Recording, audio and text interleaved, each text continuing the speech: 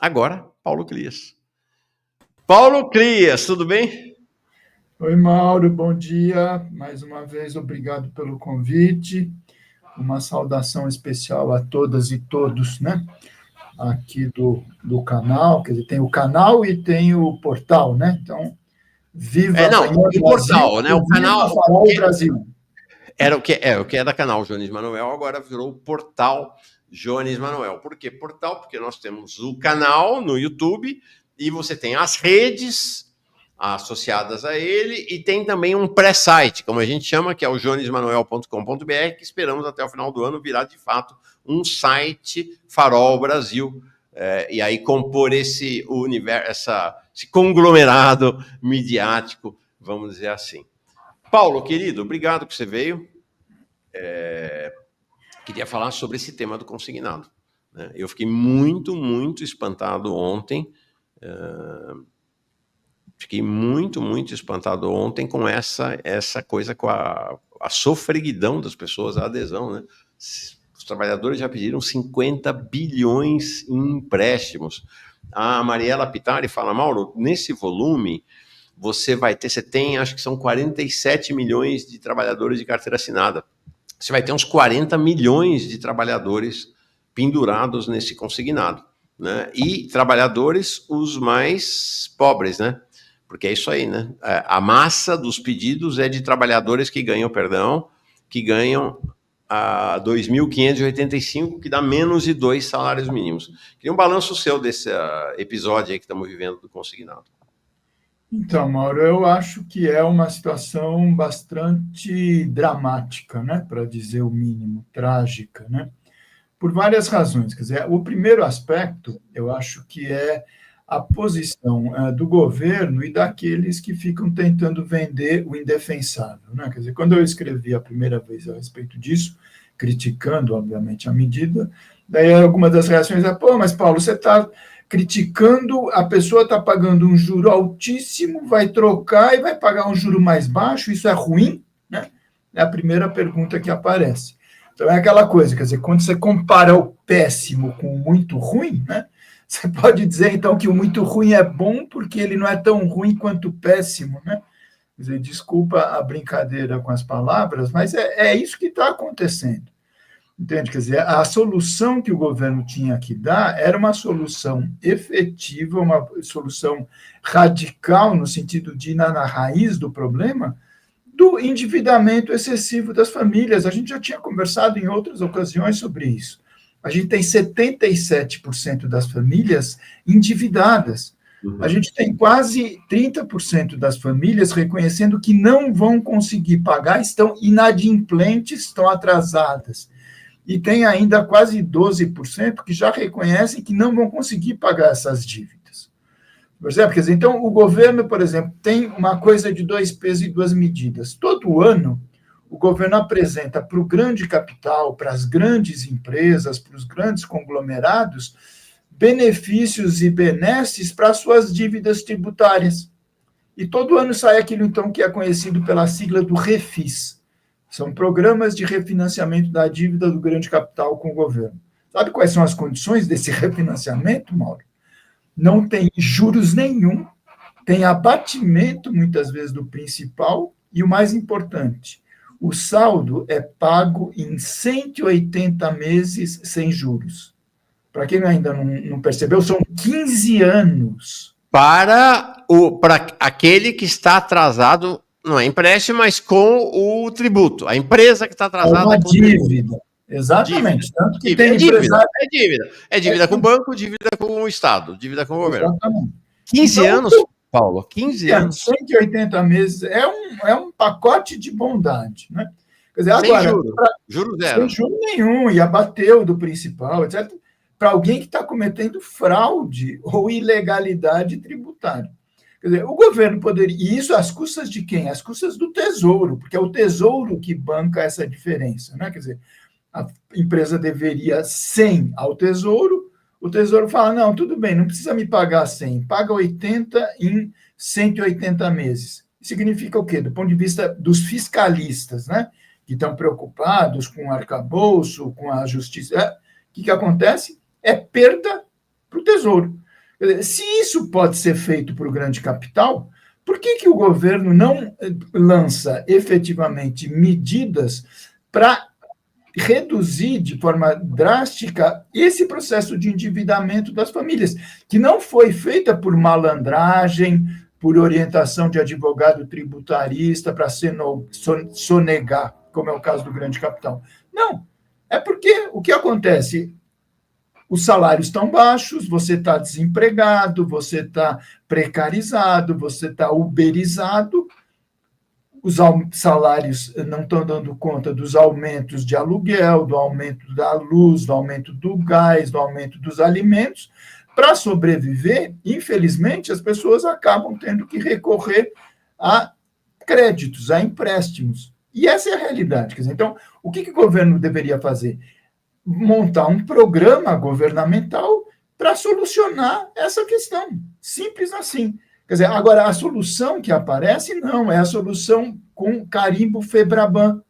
Você percebe? Quer dizer, então, você troca, tudo bem, juros de 200%, 300% ao ano, por um juros, entre aspas, mais baratinho de 40%, 50%. Só que não tem bonzinho nessa história, Mauro. Quer dizer, o banco ele está interessado em ganhar dinheiro, em aumentar a sua rentabilidade.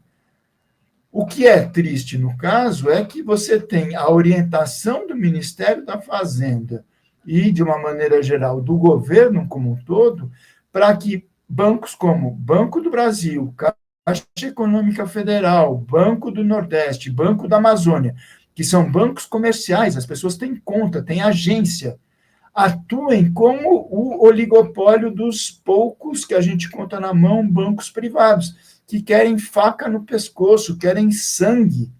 O banco não quer resolver o problema do cliente. Porque na hora que o cliente resolve e deixa de dever ao banco, o banco perde dinheiro. Então, é aquela coisa que você falou da Simone Tebet, quer dizer, ele quer ver o cliente sangrando, mas dependendo dele e não morrendo. E é isso que está sendo feito. Quer dizer, esse novo crédito, Mauro, você colocou os números aqui, eu estava vendo também essa matéria, acho que saiu na CNN, se não me engano. Sim, né? foi. Veja o perfil dessas pessoas, quer dizer, na média, tudo bem, pode ter gente para cima, mas na média, que isso fosse o perfil ideal, são pessoas que ganham R$ 2.600 por mês, menos de 2 salários mínimos, faça as contas das despesas, né? Para manter uma família nessas condições, sendo que já de cara, a margem consignável é o quê? Na hora que ele foi ao banco e renegociou, desses 2.600, 900 já vão para pagar a dívida. E ele fica com R$ 1.700 para sobreviver. Você percebe? Quer dizer, é 1/3 do que a pessoa recebe como renda, já sai automaticamente no crédito, no débito, por isso que chama, né, crédito consignado, já sai direto para a conta do banco. E o cara que se vire para sobreviver, tá certo? Com esses 1.700. E aí que você diz, por desorientação financeira, etc., né, com base naquela a defensora, né, do Ceará, Mirella, né? Mirella. Tem muito das colocações que ela fez quando apareceu aqui no programa. O que acontece? As pessoas vão se enforcando cada vez mais nesse endividamento. Você percebe? E isso acaba não só prejudicando a maioria da população, mas isso que é o mais trágico, Mauro, acaba prejudicando o próprio interesse da retomada do crescimento. Claro. Porque significa menos renda disponível, por exemplo, para consumir, para sobreviver. Você percebe? Quer dizer, vai o dinheiro drenado para o parasitismo do financeiro, que é uma atividade que não gera nenhum valor efetivamente que contribua para o crescimento econômico, o que quer dizer para o desenvolvimento, né? E isso com a chancela do governo, isso que é o pior de tudo. Né? Quer dizer, pega o empréstimo do Lula. O que é isso, gente? Quer dizer, primeiro, o empréstimo não é do Lula. Segundo, mas tragicamente isso demonstra o quê? Que o governo Lula é que abriu o espaço, olha aí, para que os bancos tivessem a sua solução com continuidade. Você percebe? Quer dizer, é terrível, né? Olha, Paulo, tem uma questão, acho não dramática, eu queria que me chamou muita atenção na conversa com a Mirella, ela vai voltar aqui, inclusive, né, que ela diz que é assim que funciona no crédito consignado para aposentados e vai funcionar para o privado também. Que é assim, é 35% da renda. 30% para a chamada operação bancária tradicional. Você vai lá, toma um empréstimo, e só que, mais uma vez, né, eles tomam da sua conta, o salário nem bate na sua conta, né? O salário já é dividido, vai para sua conta só a parte do salário que não é do banco. Que é isso, o seu salário passa a ser do banco. Né? Não é que você tem a opção de não pagar, não tem a opção de não pagar. O banco toma esse dinheiro todo mês. E aí, existe 5% que é destinado ao cartão de crédito consignado, que eles vendem, que tem uma enorme vantagem também em relação ao cartão de crédito tradicional, porque a taxa de juro é um pouquinho maior do que, então, sei lá, 2,5% a taxa de juro do empréstimo normal e 2,64% a taxa de juro do consignado. Ok? Só que é o seguinte, no momento em que você ficar inadimplente no consignado, cartão de crédito consignado, você cai no chamado crédito rotativo. E aí o juro é igual de todo mundo, vai para 500% a taxa de juro. Então, esta dívida do cartão de crédito consignado vai ficar ao longo, são 31 meses em geral, de 2 anos e meio, maior do que a dívida dos 30%. Com mais um detalhe, não é que você escolhe. O banco manda o cartão de crédito para sua casa. Na verdade, hoje nem manda mais para sua casa, né? O banco já incorpora a sua conta corrente, o cartão de crédito, e já coloca o dinheiro lá dentro, sem você pedir, sem você autorizar. Né? É uma coisa... É muito, muito forte, muito impactante, efetivamente. E o que tenha... E aí é o seguinte, vai que, porque diferentemente do aposentado, no caso do pessoal CLT, pode ser demitido, né? Aí, se você é demitido, querido, adeus aquela parcela do fundo de garantia que tinha sido colocada como garantia para o empréstimo. Ela vai embora. E isso não quer dizer que o empréstimo fica quitado, né, Paulo? Porque se não quitar o empréstimo, você vai continuar devendo mesmo desempregado. Só que aí, como você não tem salário, aí já mudou a coisa, né? Porque se você for ficar desempregado, gente, toma cuidado. Se você ficar desempregado, eles tomam aqueles 10% do teu fundo de garantia e começam a cobrar todo mês, e o cartão de crédito começa a ficar, né, dobrar, né, a cada 2, 3 meses dobra o valor, e aí você não tem como pagar. Então, acabou, você está liquidado. Você está liquidado, é isso que vai acontecer. Né? Reza para não ficar desempregado ou desempregada. Né? Então, e tem outro aspecto também que eu acho que é importante da gente mencionar, né, Mauro, é que nas soluções mágicas, com 5 aspas, da tecnocracia, quer dizer, os caras falam, não, tem o banco que é garantia, né? No fundo, esse é que é o problema. O banco diz, olha, tudo bem, pensionista do INSS, aposentado do INSS ou servidor público, eu até topo dar esse empréstimo, porque o banco sei que esse cara, primeiro, é muito difícil que seja demitido, no caso dos servidores, né? E no caso dos aposentados e pensionistas, a pessoa está em inatividade, em algum momento vai falecer, tá certo, etc. E o banco, inclusive, tem um seguro para isso. Então, é um empréstimo sem risco nenhum. Só que, obviamente, com a taxa de juros da Selic tão alta como está, tá certo? E as rentabilidades em geral do mercado financeiro, o banco não tem interesse de fazer esse tipo de crédito, tá certo? Então, esse é um primeiro ponto. O segundo, o banco falou, não, peraí, CLT já é diferente. Se esse cara é demitido amanhã, se ele tem um acidente, etc., quem vai me pagar, né, a mim, banco, esse empréstimo que ele está contraindo? Então, eu não vou fazer com esses juros mais baixos, né, que são ainda altos, mas são mais baixos do que ele cobra em geral nas operações dos pensionistas e dos servidores, vou colocar mais alto. Tá bom, o governo se recusou a aceitar, né, o que o movimento sindical queria, etc., que era um limite para estabelamento. Porque também é uma operação praticamente...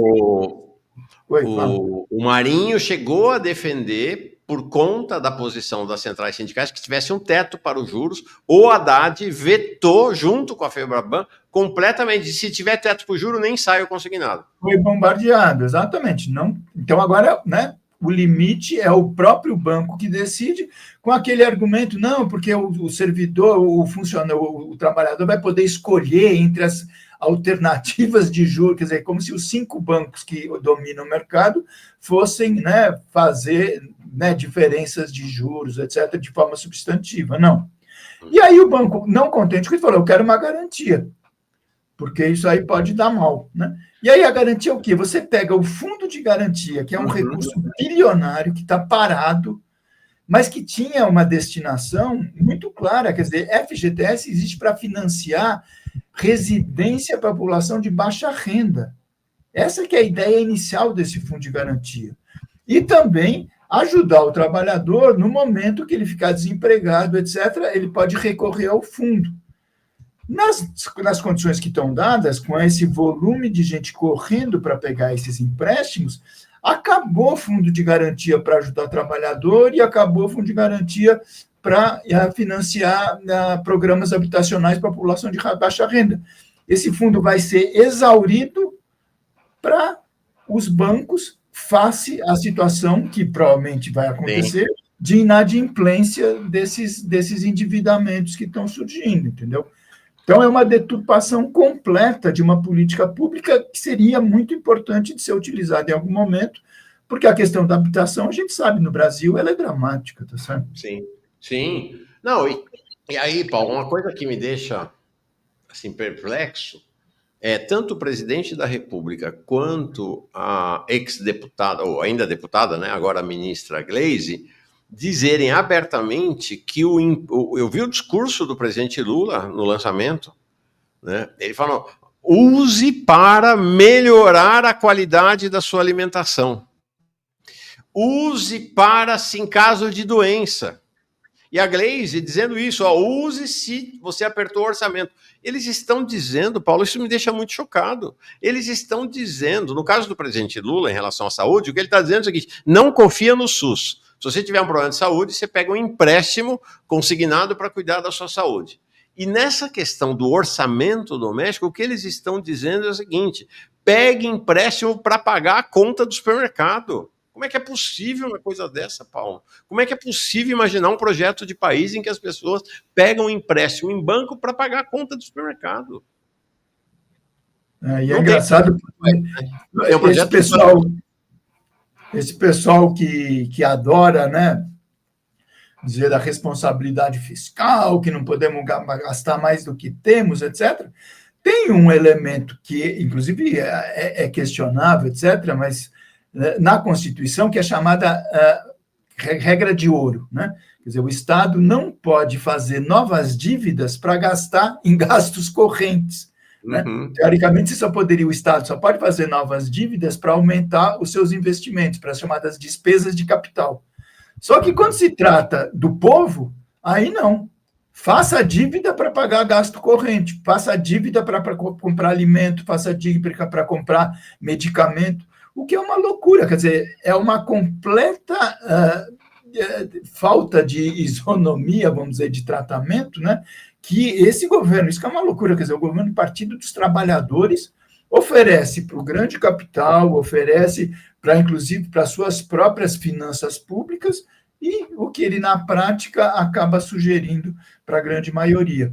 Agora, veja que, na verdade, Mauro, quer dizer, isso é mais um aspecto, né? Eu estou acabando de escrever um artigo da semana hoje, né? Já deve subir para as redes, né? Na parte da tarde, que é pegando o seguinte, quer dizer, esse é mais um aspecto, quer dizer, de como o financismo está dominando de forma absoluta a agenda e a pauta do governo.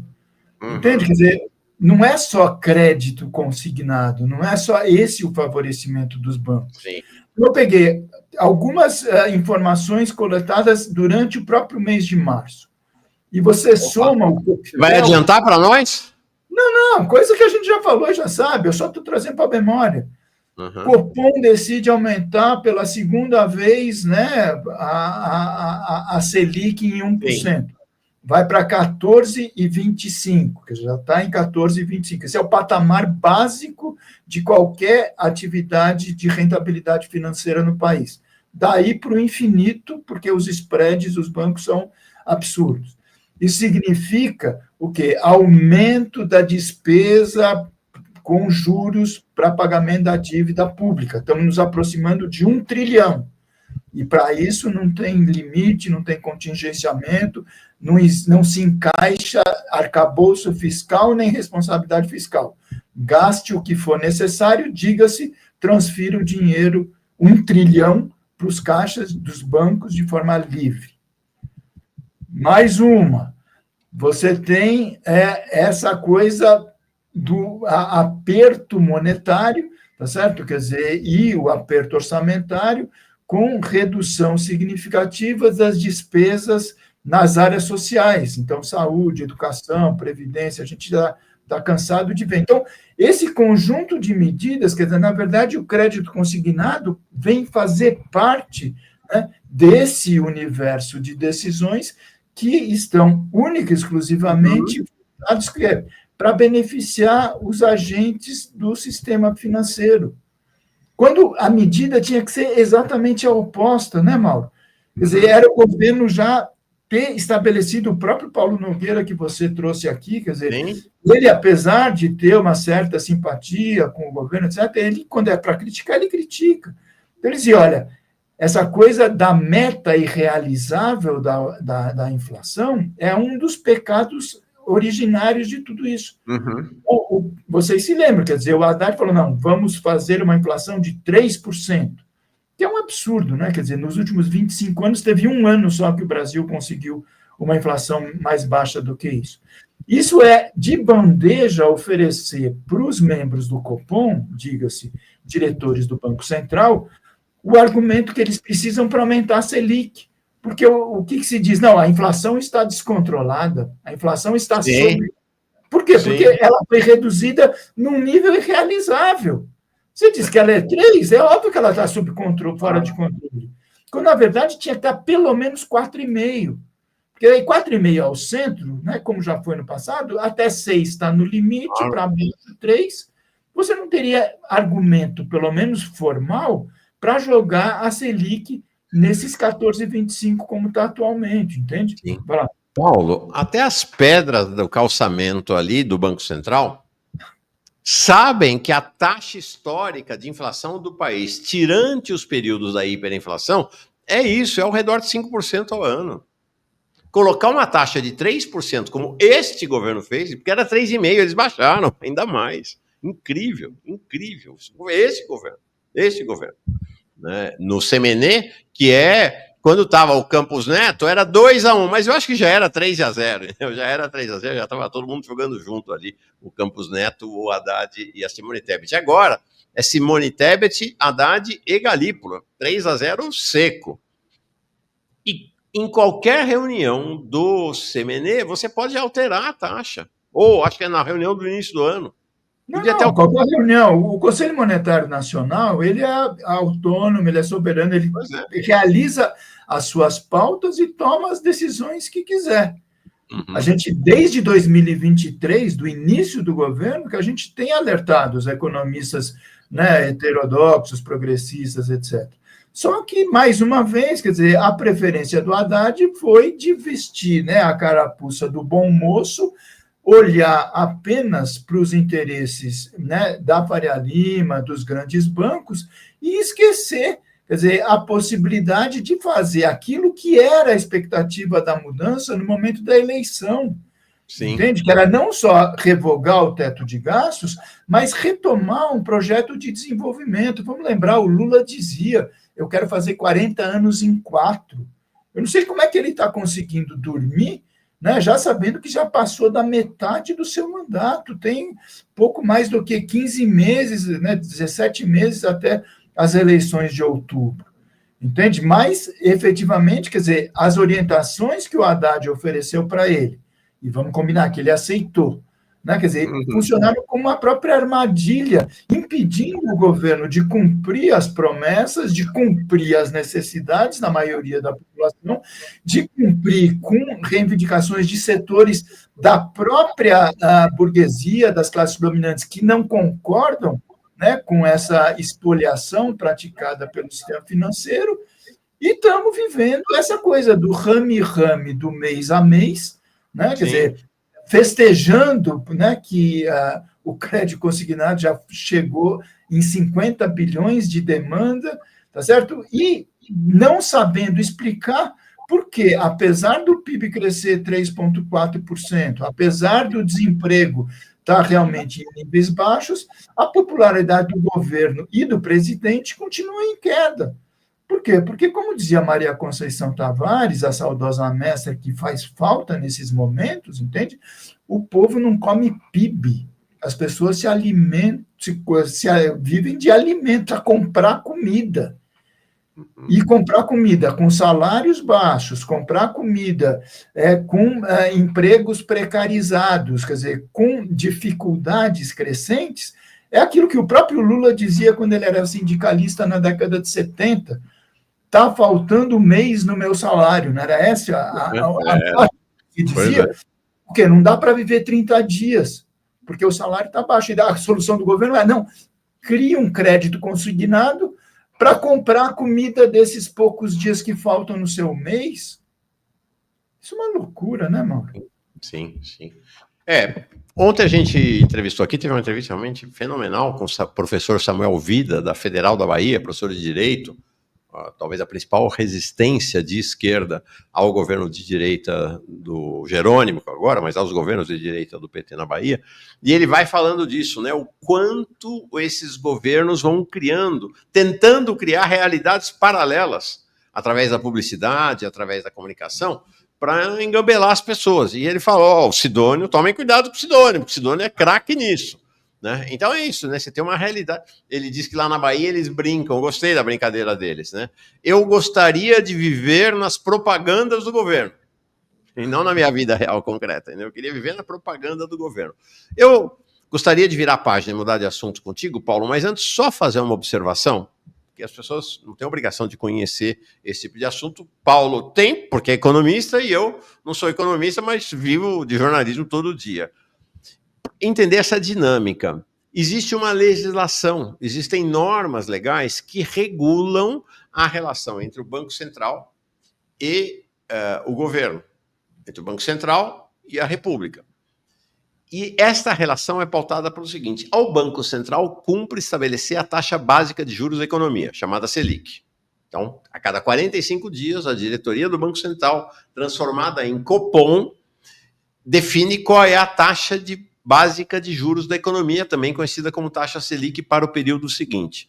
Tem uma regra legal que a diretoria do Banco Central precisa obedecer, é que esta taxa precisa ser estabelecida com base numa bússola, numa norma, numa regra, numa obrigação, que é colocar uma taxa de juro para garantir que a inflação do país esteja de acordo com a meta, que não é o Banco Central que estabeleceu, que o governo estabeleceu através do Conselho Monetário Nacional. Então, deu para entender? Então, se o governo estabelece uma taxa pela regra ortodoxa, não é bem assim que funciona, mas nessa cabeça dos economistas ortodoxos do governo e do Banco Central, é assim.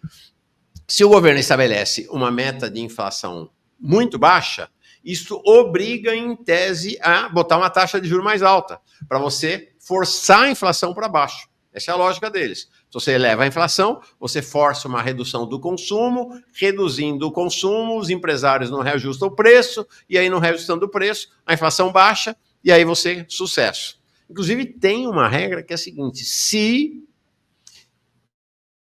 a inflação do ano ficou acima do teto, então o teto atual é 4,5%. A diretoria do Banco Central é obrigada a fazer uma explicação pública para o ministro da Fazenda. Tem que fazer um relatório de por que não foi atingida a meta. Então, deu para entender? Quando você estabelece uma meta muito baixa, de certa maneira não.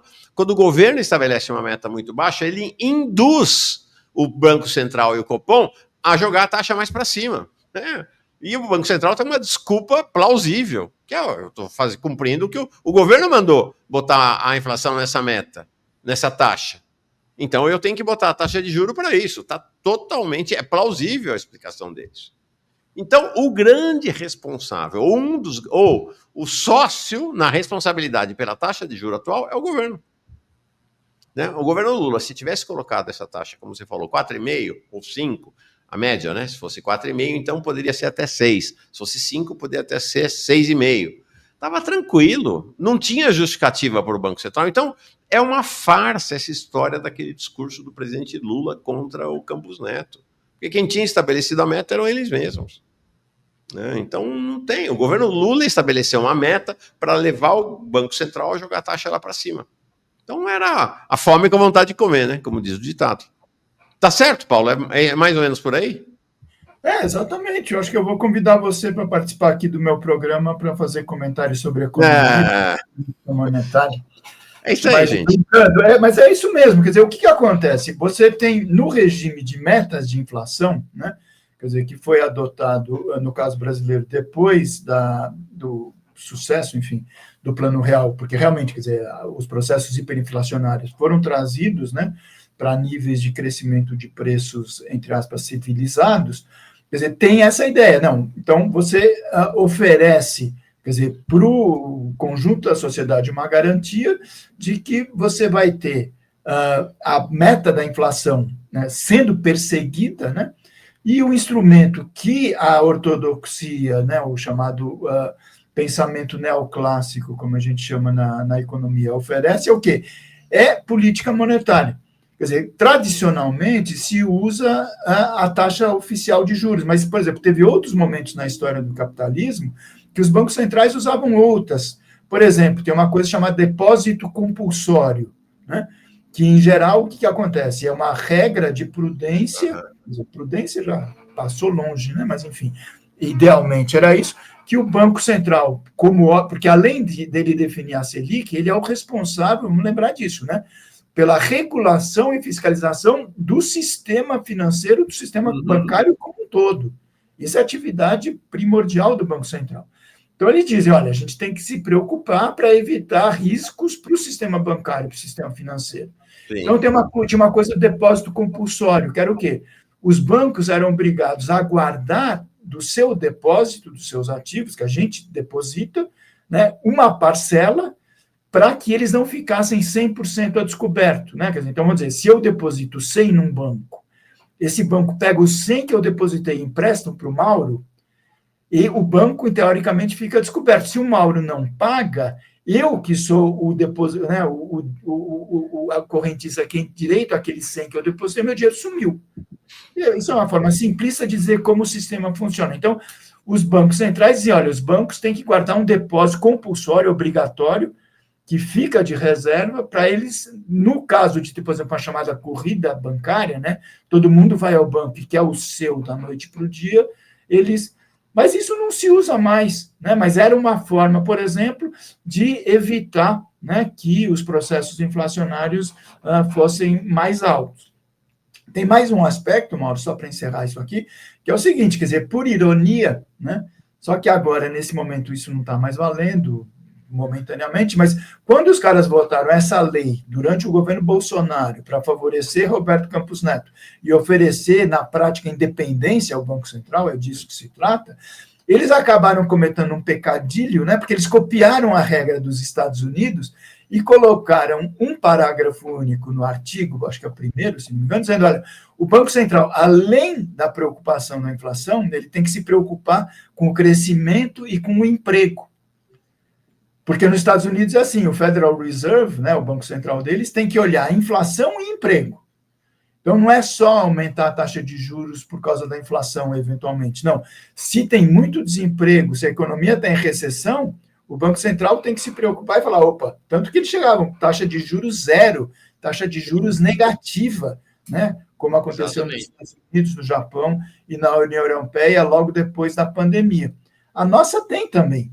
Né? Só que agora, como o desemprego está realmente em níveis baixos, isso não serve para a gente usar como argumento para eles não jogarem. Mas o fato é que 14,25 é um recorde. Veja, por ironia da história, teve 2 momentos na história recente em que a gente atingiu esse 14,25.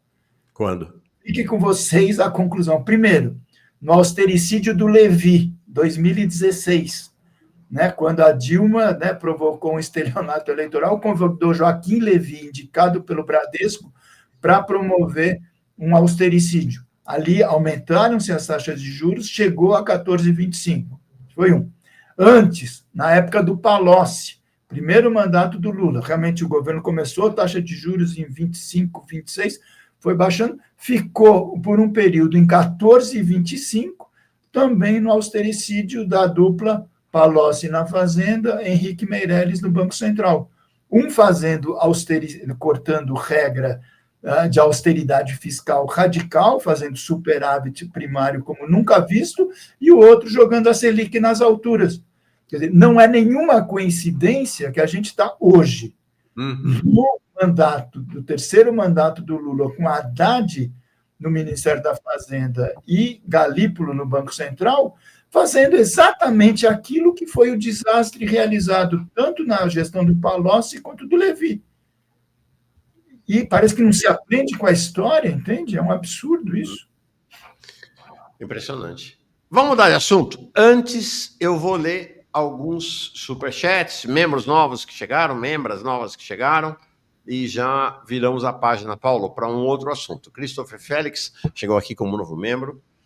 Cláudio Souza também. O Júnior diz assim, mas no governo do PT a desigualdade diminuiu. Júnior, tem uma má notícia para te dar, não é verdade.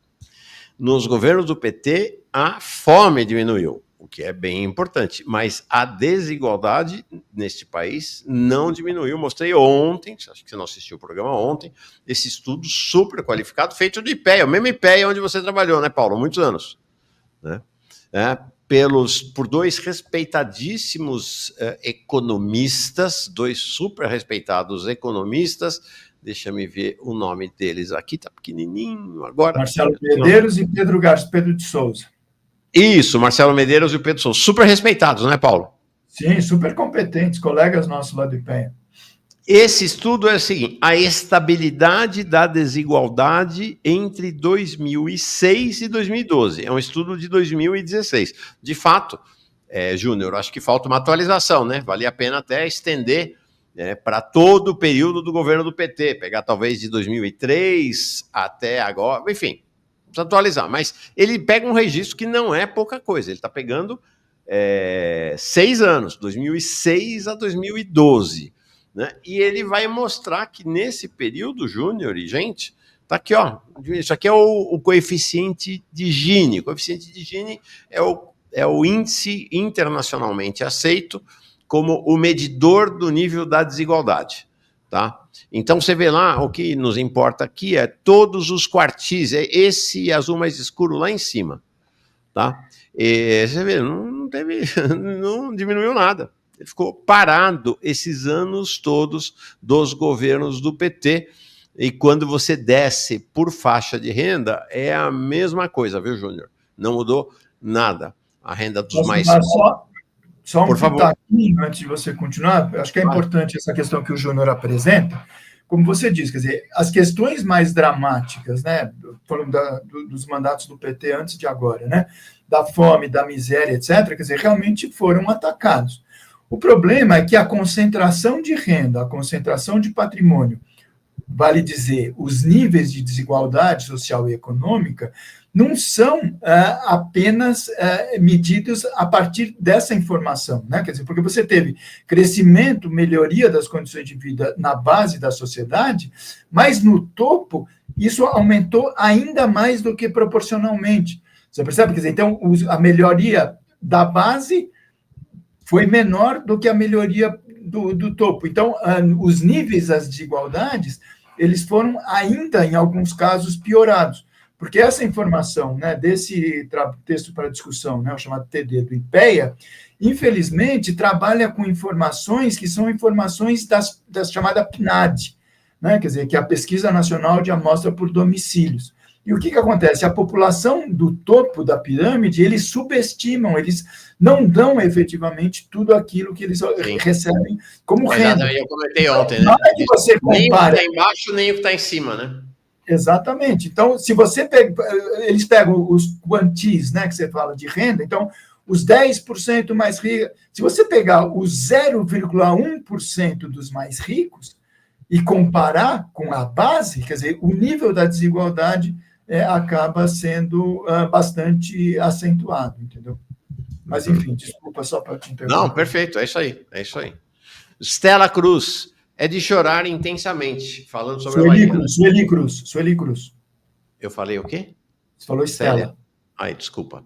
É Sueli Cruz, desculpa, Sueli. É de chorar intensamente, falando sobre a situação da Bahia, porque a opção que temos na Bahia é o ACM Neto, pois é, herdeiro da TV Bahia, filial da Globo, e o tanto que lutamos para sair disso, e voltou, como disse o Samuel Vida, para o PT Carlismo. Por sinal, o ACM Neto saiu uma pesquisa ontem, acho que do Paraná Pesquisa, validade relativa, né? Se a nacional tem validade relativa, as estaduais mais ainda. Ele está na frente do Jerônimo para a próxima eleição. Diga-se que na vez passada ele também estava na frente e acabou perdendo. Jorge Machado chega aqui como novo membro. Rafael Lima Renó, o FGTS virou Programa de Transferência de Renda para o Banco. E o Leonardo Lopes diz o vídeo que o Lula, camarada lá do Nordeste, parente, o vídeo que o Lula fez é pior que o da Glaze. Mostrei outro dia, agora não vou ter como nem achar o vídeo para mostrar, Leonardo, mas foi muito forte, impactante, a gente mostrou aqui. Pietro Rebouças, o dinheiro do FGTS já é do trabalhador. Se fosse para ajudar, o trabalhador poderia pegar na própria caixa um empréstimo do próprio FGTS a juros zero. A motivação desse empréstimo é transferir renda. É isso aí, matou a pau. Rafael Sampaio de Oliveira está aqui, ó. Está na casa, olha só, bem antes de eu chegar, desde 9 meses já. Esquecemos que esse governo comemora a privatização, pois é, o governo que mais PPPs terá feito na história do país ao final do governo Lula. Vitória Barros, Mauro, por onde envia denúncias, tem um e-mail, manda para maurolopes1612@gmail.com, Vitória. maurolopes1612@gmail.com.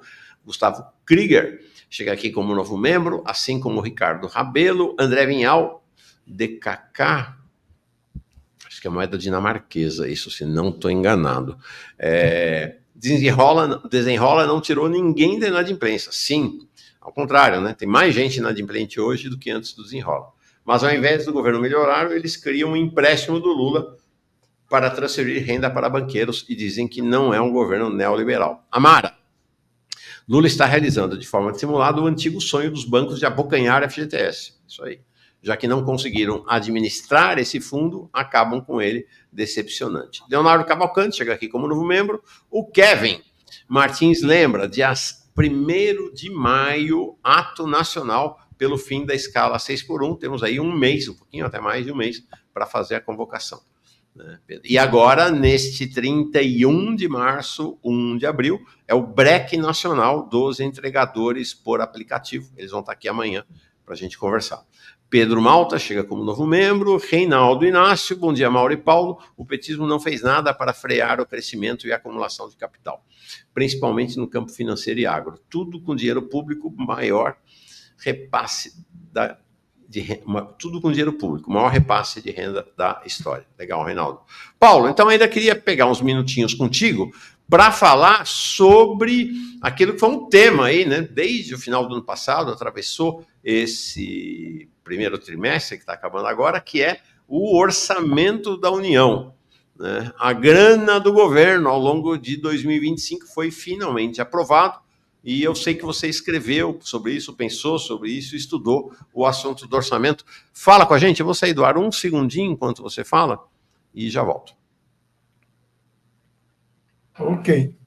Bom, então, veja, o orçamento é praticamente todo ano a mesma novela, né? Quer dizer, a Constituição, ela estabelece o seguinte: o Poder Legislativo, né, quer dizer, o Congresso Nacional, ele não pode encerrar os seus trabalhos sem ter aprovado o orçamento para o ano seguinte, certo? Quer dizer, então, Por exemplo, agora, o orçamento de 2025 teria que ter sido aprovado até o dia 31 de dezembro de 2024.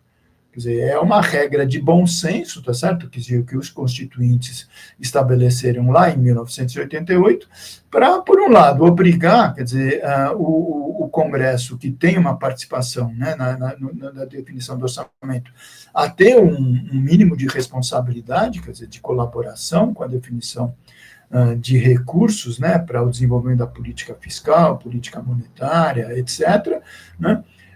Mas já na época, quer dizer, o que se estabeleceu foi, mas e se por acaso essa regra não for cumprida? O que acontece? O governo começa dia 1º de janeiro sem dinheiro nenhum para fazer nada? Não, então o Constituinte estabeleceu, olha, caso o orçamento não seja aprovado, primeiro, o Congresso não pode entrar em recesso. Só que isso, na prática, virou letra morta, porque você tem os chamados recessos brancos, né? Quer dizer, que formalmente está todo mundo trabalhando, mas na prática os parlamentares voltam para os seus estados, etc. Fica, né, um jogo de faz de conta, de me engana que eu gosto, tá certo?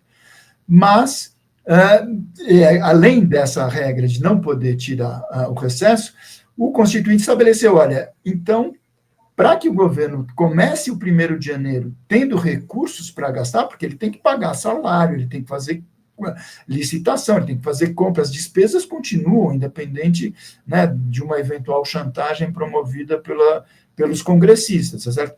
Então, o governo opera na base dos chamados duodécimos. O que é? Você pega o orçamento do ano anterior ainda, divide em 12, porque são 12 os meses, tá certo? E diz, olha, o primeiro mês, janeiro, por exemplo, eu posso gastar 1/12 do que eu gastei no mês anterior. Foi assim com janeiro de 25. Fevereiro de 25, foi a mesma coisa, entrou no segundo duodécimo. Março, que começou ainda sem orçamento, o mesmo critério. Agora, finalmente, depois que o Congresso, né, resolveu votar, né, e o que deveria ter sido votado em 1º até 31 de dezembro, a coisa, pelo menos do ponto de vista orçamentário, está regularizado. Então, o governo está com o orçamento de 2025. Agora, a pergunta é o quê? Quer dizer, esse orçamento, ele dá conta, vamos dizer, das reais necessidades do país, né? Porque orçamento é um universo, né? Você pode ler de várias maneiras, você pode ler pelas funções, né? Saúde, educação, previdência, transportes, infraestrutura, etc., segurança nacional. Você pode ler por órgãos, né? Então, o Ministério da Educação, o Ministério da Saúde, o Ministério da Agricultura, o Ministério do Desenvolvimento Agrário, tá certo? Ou você pode ver também pelas naturezas, vamos dizer assim, dos gastos. E aí tem um aspecto fundamental, né, Mauro? Que a gente sempre chama a atenção de todo mundo aqui no nosso canal, que é a diferença mais relevante, do meu ponto de vista, que é aquela que faz a separação de despesas chamadas primárias e despesas financeiras, ou seja, as não primárias. Por quê? Porque a lógica do arcabouço fiscal, que é a mesma lógica do teto de gastos do Temer, e que é a mesma lógica da lei de responsabilidade fiscal, que está valendo até hoje, ela orienta, quer dizer, todo o esforço fiscal, a austeridade fiscal, responsabilidade fiscal, para a despesa primária. E ela deixa de lado, ela é isenta de qualquer limite, contingenciamento, a despesa financeira. Então, o orçamento diz também, ali está presente no orçamento, né, quase R$1 trilhão para pagamento de uma despesa VIP, como eu brinco, né? Very important people, nessa ninguém mexe. Ela tem uma sala especial, né? Tem cadeira de hidromassagem, que nem aquelas salas de VIP no aeroporto, né? Essa aí é tranquilo. E as outras despesas, não. Aí você vai ter contingenciamento, saúde, educação, previdência, salário, investimento, tudo aquilo que não é o financeiro. Na prática, quer dizer, o que vai acontecer? Ao longo do exercício, a gente vai continuar tendo os dramas que a gente está tendo desde 2016. Entende? De que o governo vai começar a cortar, contingenciar, por quê? Porque a regra estabelecida pelo próprio governo, através da orientação do ministro Haddad, é o quê? que as despesas só podem crescer 70% do crescimento das receitas, né? Quer dizer, então, o que vai acontecer? Como aconteceu o ano passado, né? Quer dizer, você vai começar a ter que acomodar. Por quê? Porque você ainda tem garantia constitucional de um piso da saúde, de um piso da educação, vinculados ao crescimento da receita em 100%, aí não se discute. No caso dos benefícios previdenciários, quer dizer, o Haddad conseguiu convencer o Lula de que ele não deveria sofrer o reajuste de crescimento da inflação mais PIB, que seria crescimento da inflação mais 3,4%.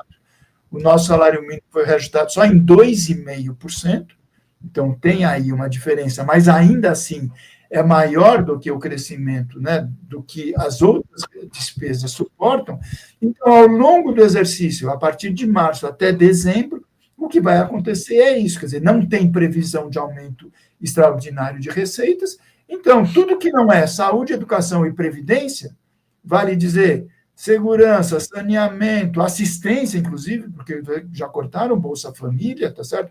E principalmente as necessidades de investimento para criar as condições, né, do projeto de desenvolvimento estão esquecidos.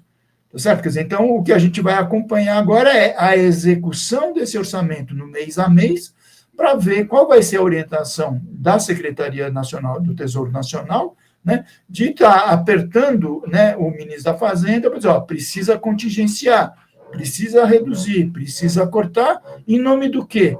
De cumprir a meta da obsessão que o Haddad tem em fazer o equilíbrio, tá certo? Das receitas e das despesas primárias, quando não precisa ser. A gente poderia ter um orçamento de 25 que seja deficitário, né? Dos últimos anos, da última década, 9 anos foram deficitários. Estados Unidos tem orçamento deficitário, União Europeia tem orçamento deficitário, os países, né, da União Europeia, o Japão, o Canadá, a Austrália. Por que a gente precisa... A China está com 4% de déficit previsto para esse ano. Na China, tá certo? Quer dizer, por que a gente precisa incorporar, né, essa carapuça do bom moço, do responsável fiscalmente, e isso só prejudicando, né, o dia a dia da maioria da população, mas principalmente, né, Mauro, eu sempre chamo a atenção o compromisso com o futuro, porque o futuro do Brasil desenvolvido, menos desigual, etc., teria que estar sendo construído desde o comecinho da posse do governo.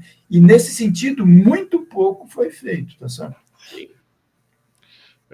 Impressionante, impressionante.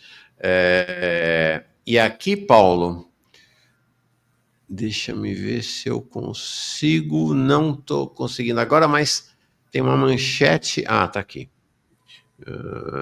manchete de artigo de hoje, não estou conseguindo ler, mas é uma entrevista da Bloomberg Internacional, com alguém da diretoria do Banco Central, avisando que o ciclo de altas de juros não acabou. Está confirmado, vai ter aumento nas próximas reuniões. Não, veja, na sistemática, né, do Copom, né, quer dizer, a gente brinca, tem o Copomês, né, que é a linguagem, não só o financês no economês, mas a linguagem do Copom, que tem aquelas figuras de linguagem cifradas, etc. Então, já saiu no comunicado, provavelmente vai ser confirmado na ata, ela ainda não saiu formalmente, mas eles dizem, olha, o nível de crescimento da taxa de juros não vai ser o mesmo das últimas duas, que lembra, aumentou 1%, né, nas duas reuniões desse ano, já sob a presidência do Galípolo, mas elas vão continuar crescendo. Então, a taxa de juros talvez não aumente 1%, mas se for pegar para a próxima reunião, quer dizer, a orientação que saiu dessa que acabou agora há 10 dias, vai ter um novo aumento. Então, vai para provavelmente 14,75%, e vai chegar naquela profecia autorrealizada, né, Mauro, que a gente sempre lembra. Tem uma pesquisa que é chamada Pesquisa Focus, que isso é um absurdo, já tinha que ter acabado há muito tempo. O Banco Central baseia as suas decisões com base numa enquete que ele faz junto a pouco mais de 100 pessoas, que são dirigentes, donos, altos executivos dos bancos. Só isso. E esses caras que dizem para o Banco Central o que eles acham que vai ser o PIB, a inflação, etc., e também o que vai ser a Selic. Só que a Selic é uma decisão administrativa, entre aspas, ela não é resultado de nada do ponto de vista da dinâmica da economia. O PIB Sim. não, é resultado, a inflação. Não, a Selic é uma decisão. Sentam os 11 caras, né? E tomam, agora são 9, eram 11, desculpa. Os 9 diretores do Banco Central trocam de boné, viram membros do Copom, eles decidem qual vai ser a Selic. E esses caras do financismo pressionando pela Focus estão dizendo que o ano fecha em 15% a taxa de juros.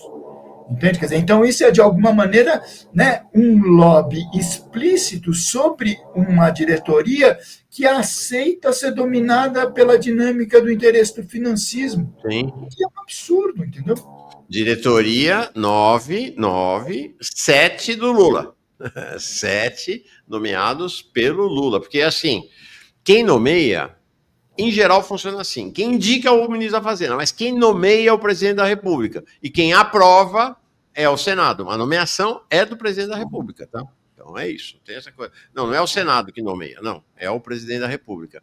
Paulo, então, sobre essa questão, voltando para o tema do orçamento, registrando apenas os parabéns da nossa Sandra Ferreira, Gustavo Cruz, que mandou um super sticker, muito generoso, por sinal, e a Maria Rosa Dória Ribeiro. Oi, Paulo, oi, Mauro, quero ficar sócia do canal de vocês. Vem, vira membra. Depois de tantos anos, continuam juntos. Que alegria, que alegria. Um abraço, um beijo especial para a Rosinha, super querida. Isso aí. Chega mais, Rosinha. Vira membro aqui, vira sócia. Bom, então, Paulo, sobre essa questão do orçamento, ainda queria te falar o seguinte, que eu espero que nos próximos meses eu deixe de me espantar tanto. Mas ainda me espanto muito, né? Eu vi essa propaganda aqui e não é propaganda do governo, é propaganda do PT, do Partido dos Trabalhadores, comemorando o fato de que o orçamento de 2025 tem um superávit de 15 bilhões. Depois a gente comenta ali o detalhe que eu ampliei, tá? Que está logo ali embaixo, tá? É sobre para que vai, etc, etc. Mas tem motivo para comemorar um orçamento superavitário de 15 bilhões para esse ano? Então, Mauro, isso eu acho muito terrível, entendeu? Quer dizer, a gente tem uma publicação, quer dizer, de um partido supostamente de esquerda, progressista, etc., quer dizer, que tem uma natureza pedagógica, né? Quer dizer, de esclarecimento para as pessoas, etc. E fica jogando, quer dizer, com essa coisa do senso comum, de uma forma muito equivocada e muito prejudicial. Né? Quer dizer, isso me lembra um pouco aquele discurso, né, que, infelizmente, o presidente Lula continua repisando, de que não, ninguém pode me se acusar de não ser responsável fiscalmente, eu fiz os maiores superávites primários da história do Brasil ao longo dos meus primeiros 2 mandatos, que é verdade. Né? E a segunda, não, tudo que aprendi de economia, aprendi com a saudosa dona Lindu, a mãe do Lula, né, que dizia para a gente, para os filhos, que não pode gastar mais do que recebe. Quer dizer, então, é uma forma muito simplificada, muito equivocada de tratar as finanças públicas, primeiro, como se fossem as finanças domésticas, por um lado, e segundo, quer dizer, dando valoração de qualidade, né, para termos como superávit, déficit ou equilíbrio. Quer dizer, porque para o senso comum, superavitário parece uma coisa boa, não é, Mauro? Quer dizer, eu estou superavitário, eu tenho mais na minha conta, por exemplo, no banco. Eu gostaria de estar sempre superavitário, né? Ter mais dinheiro, né? Ou gastar menos do que eu tenho como salário, por exemplo. Ou as contas da balança comercial, sempre se fala, né? Não, o Brasil está superavitário, porque ele está exportando mais do que importando. Não necessariamente sempre isso é uma coisa positiva, mas tudo bem.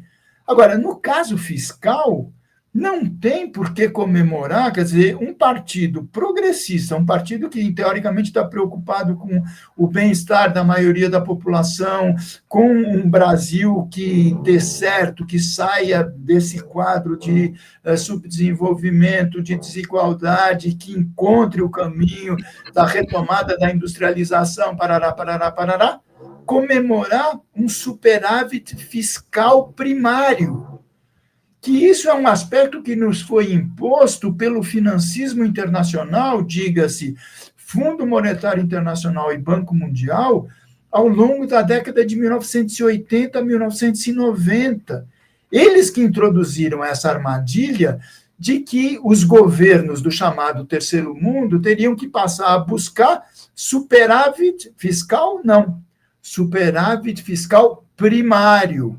Por quê? Porque você arrocha as contas e aí eles não escrevem primário, você viu, né? Tem superávit de 15 bi, mas entenda-se primário.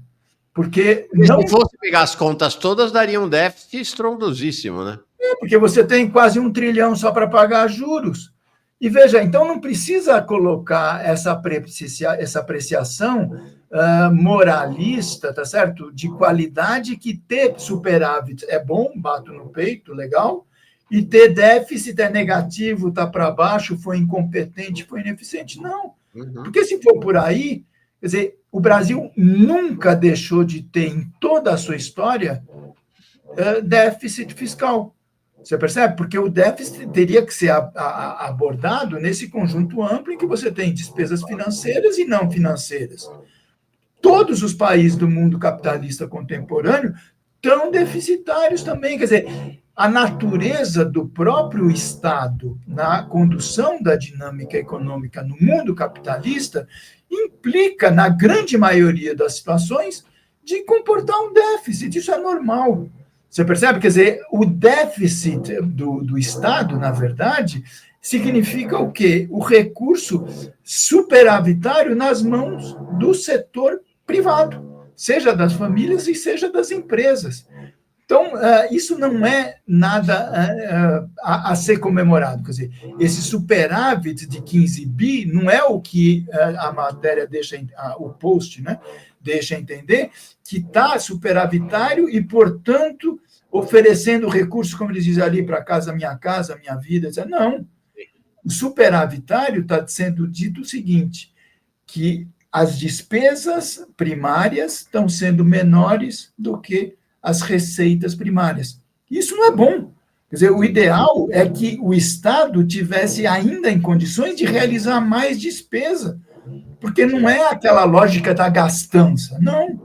É realizar investimento em saúde, em transporte, em infraestrutura, montar, né, um sistema de educação efetivamente público de qualidade, montar um sistema de saúde também público de qualidade, que apesar do SUS ser muito bom, a gente sabe que ele precisa ser muito aperfeiçoado, e isso demanda recurso público, isso demanda despesa. Então não tem que comemorar a realização de superávit.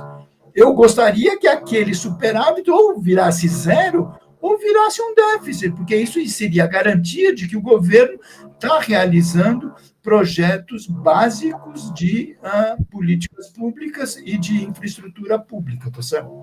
Importante dizer, déficit orçamentário não necessariamente, depende do governo, né? Precisa ser um governo de esquerda, progressista, democrático. Déficit orçamentário é igual, nesses casos, déficit a investimento.